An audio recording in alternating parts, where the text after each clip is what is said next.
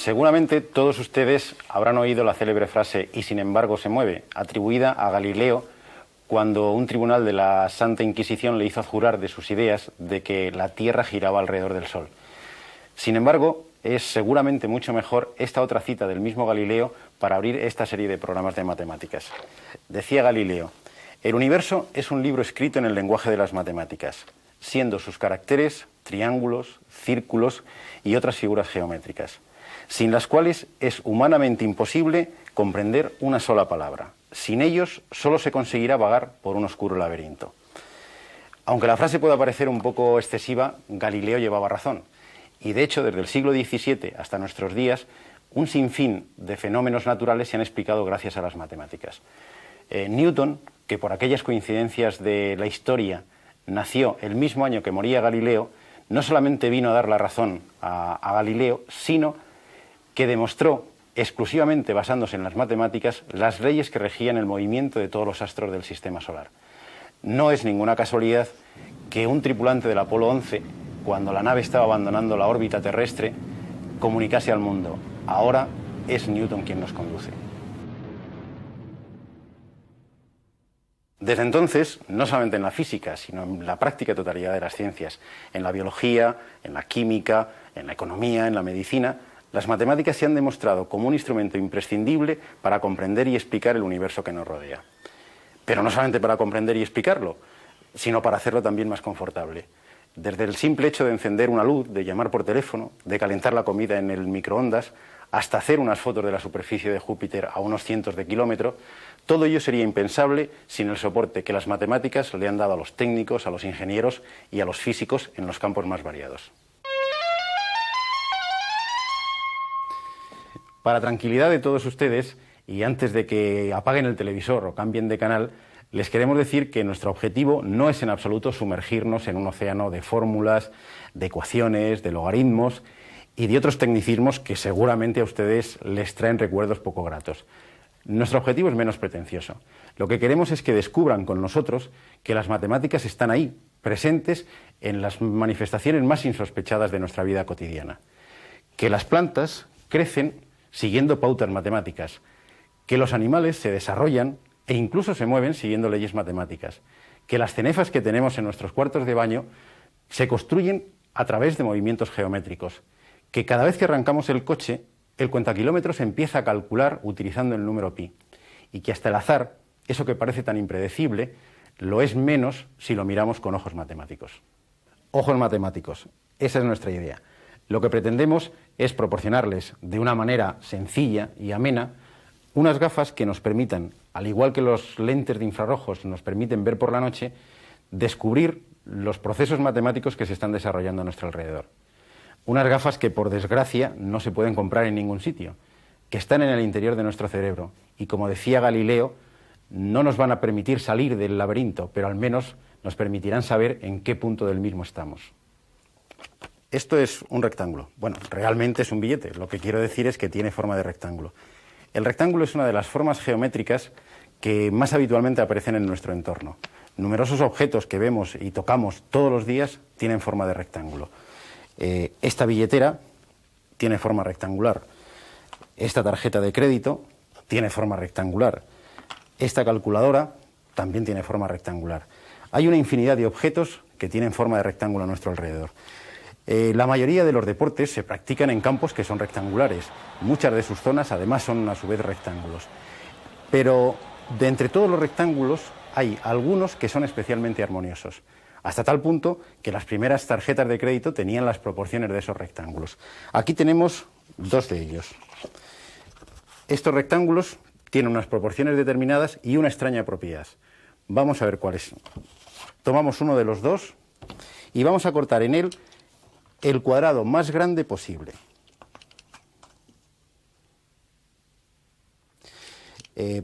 Ya lo tenemos marcado previamente, lo cortamos y lo que obtenemos es otro rectángulo que, si lo comparamos con el rectángulo original, tienen exactamente la misma forma.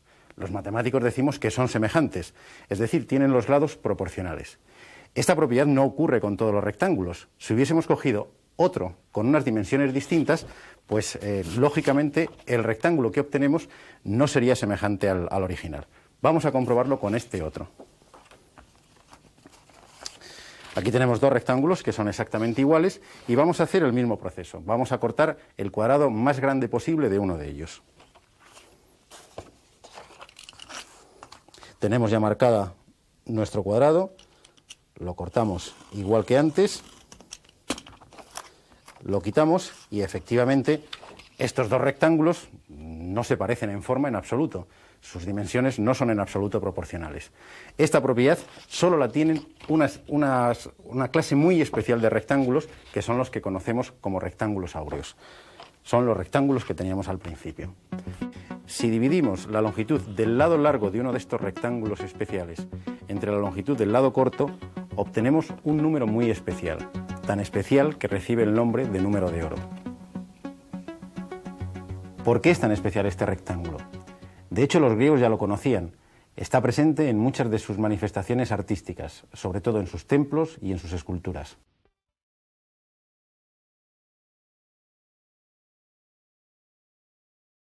¿Cómo lo descubrieron? Seguramente fue al intentar dividir un segmento de una manera muy especial. Buscaban que la razón entre la parte mayor del segmento y la parte menor coincidiese con la razón entre la longitud total y la longitud de la parte mayor. Para aquellos que les gusten las ecuaciones, el problema se reduce a esta sencilla ecuación. Asignemos 1 a la longitud del segmento más pequeño y llamemos x a la longitud del segmento más grande. La relación establecida por los griegos sería 1 más x partido por x igual a x partido por 1.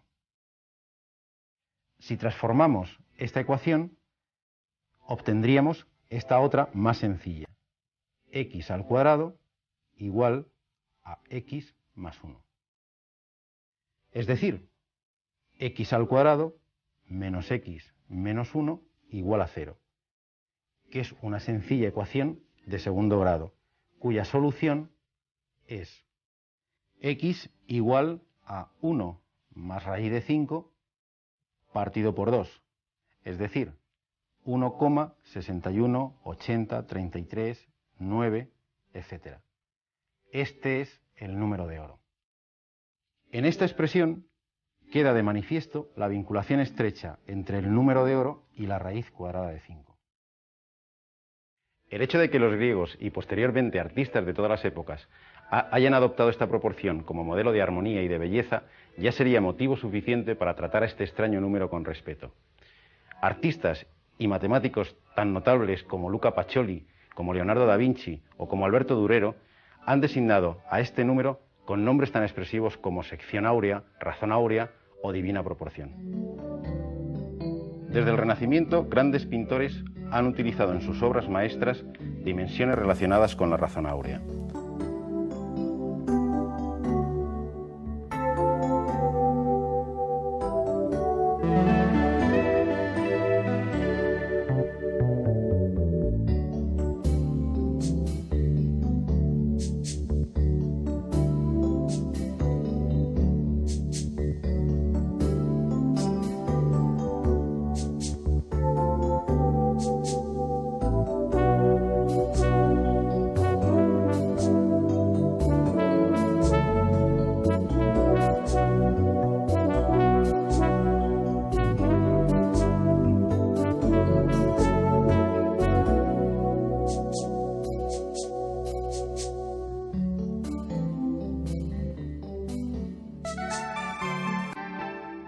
Pero sin duda el caso más sorprendente es el de la pirámide de Keops. Mucho se ha especulado, y a veces con muy poco fundamento, sobre las prodigiosas relaciones numéricas encontradas en las proporciones de las pirámides de Egipto. En el caso de la pirámide de Keops, construida hacia el año 2600 a.C., utilizando más de 2 millones de piedras de unas 20 toneladas cada una, estas relaciones no parecen ser fruto de la casualidad y constituyen la primera y quizá la más espectacular aparición en la arquitectura del número de oro. Heródoto, el famoso historiador griego del siglo V a.C., cuenta que los sacerdotes egipcios le habían mostrado el hecho de que las dimensiones de la pirámide eran tales que el cuadrado de la altura total era exactamente igual al área de una de las caras. Este dato, atribuible a un exceso de meticulosidad del arquitecto egipcio, no es en sí nada llamativo. Pero si analizamos las características geométricas que de él se deducen, podemos descubrir con asombro que los egipcios, hace 3000 años, ya conocían y aplicaban la razón áurea. En efecto, el número de oro aparece no una vez, sino hasta 3 veces en relaciones numéricas entre distintos elementos de la pirámide. Así, la razón entre la altura de una cara y la mitad del lado de la base es 1,618, es decir, el número de oro. Pero no acaban aquí las sorpresas. El cociente entre el área total y el área lateral de la pirámide es también el número de oro. Y por si fuera poco, el cociente entre el área lateral y el área de la base sigue siendo el número áureo. Pero el número áureo nos deparará muchas más sorpresas. Antes de descubrir algunas de ellas, vamos a ver un mecanismo sencillo para construir rectángulos áureos. Comenzamos dibujando un cuadrado.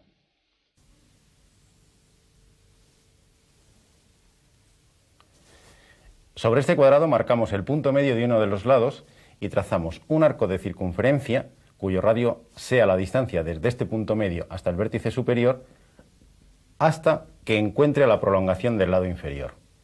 Este va a ser el primer vértice de nuestro rectángulo áureo. El segundo lo obtenemos trazando paralelas a los lados del cuadrado. Aquí tenemos nuestro primer rectángulo áureo. A partir de ahora, obtener nuevos rectángulos áureos es una tarea bastante fácil. Basta con trazar sobre el lado más largo del rectángulo anterior un cuadrado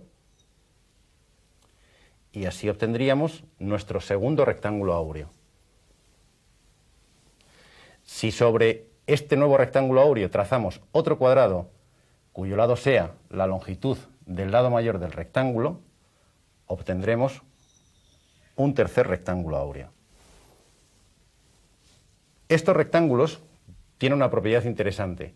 Si unimos mediante arcos de circunferencia los vértices consecutivos de los cuadrados, obtendremos una curva muy especial que se llama espiral de Durero.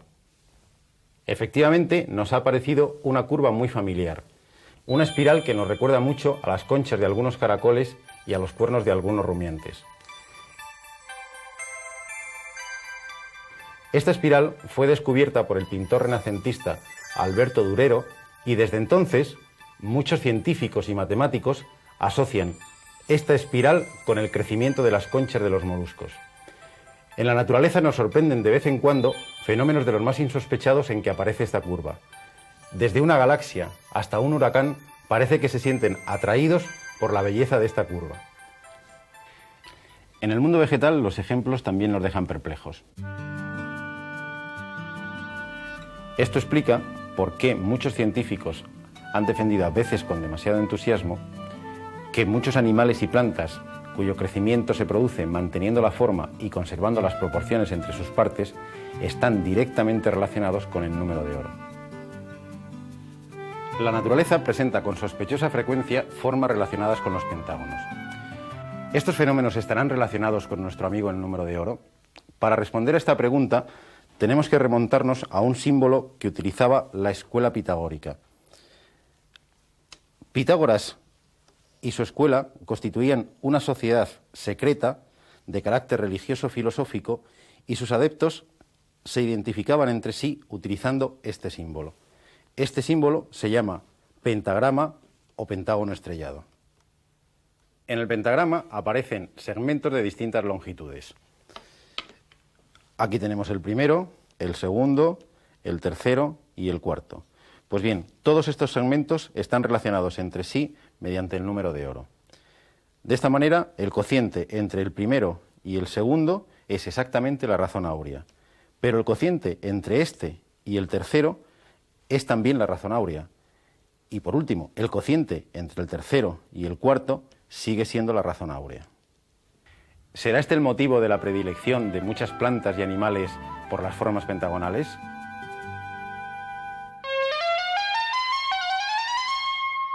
¿Existirá también un ángulo de oro? Pues efectivamente, podemos dividir la circunferencia en dos ángulos de tal manera que la razón entre el ángulo mayor y el ángulo menor sea exactamente el número de oro. El menor de estos ángulos mide aproximadamente 137 grados 30 minutos.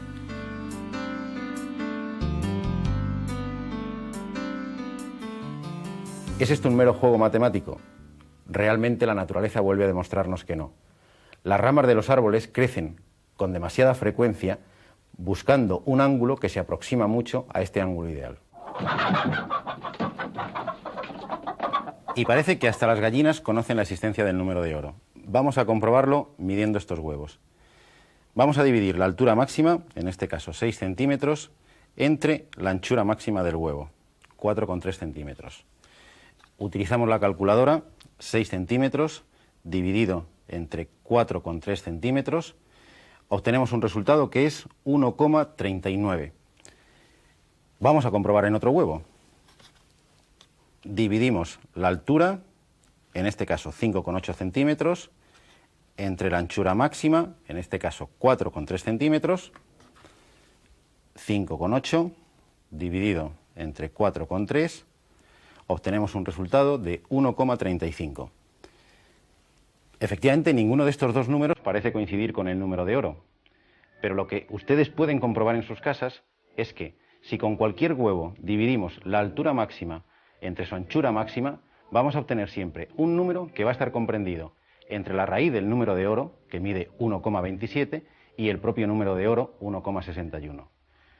Eso sí, les aconsejo que lo prueben con huevos duros para evitar cualquier accidente doméstico.